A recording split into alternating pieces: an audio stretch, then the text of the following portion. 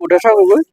এতিয়া ৰাতিপুৱা আমি খবৰ পাইছোঁ এনেকুৱা যে হেৰি এটা হ'ল, ৰাতিপুৱা আহি পাইছোঁ দেখিছোঁ হয়। এতিয়া ইয়াত নাইট গাৰ্ড হিচাপে ইয়াত নিয়োজিত আছিলে, নাইট গাৰ্ড আছিলে 2জন। এতিয়া আমিতো ঘৰত থকা মানুহ, ৰাতিপুৱা আহি দেখিছোঁ। এতিয়া ৰাতি ইয়াৰ ভিতৰত কি হৈছেতো আমি ক'ব নোৱাৰোঁ। এতিয়া পুলিচৰ ইনভেষ্টিগেশ্যনৰ মতে কি ৰিজাল্ট দিয়ে ওলাব।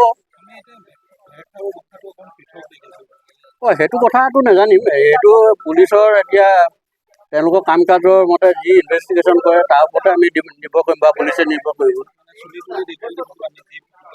তেওঁ অকণমান মানে ফিজিকেলি জেণ্ডাৰটো অকণমান চেঞ্জ হোৱা কথা লাগে। আগতে ঠিকে আছিলে, আজি কমেও 5-6 বছৰৰ পৰা তেওঁ অলপ লেডিজ টাইপৰ হৈ গৈছিলে। সেইটো বাৰু তেওঁৰ পাৰ্চনেল মেটাৰ, কিন্তু আজি কাহিনীটো যিটো হৈছে সেইটো আমি মাৰ্ডাৰ বুলিও ক'ব নোৱাৰোঁ বা নিজেই কিবা এটা হৈছে বুলি ক'ব নোৱাৰোঁ। পুলিচৰ ইনভেষ্টিগেশ্যন বহু কৰ্মচাৰী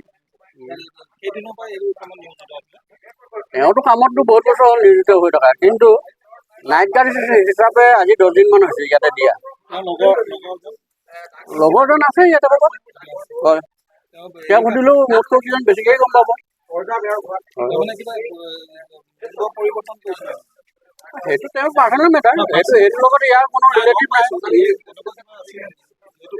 সেইটো নাজানো, সেইটো পৰিৱৰ্তন হৈ যায়, কিন্তু দেখাত কথাবিলাক আৰু মানে অকণমান হেৰি হৈছে আৰু পৰিৱৰ্তন দেখিছোঁ, সেইটো ভিত্তিতে কথাটো কৈছোঁ।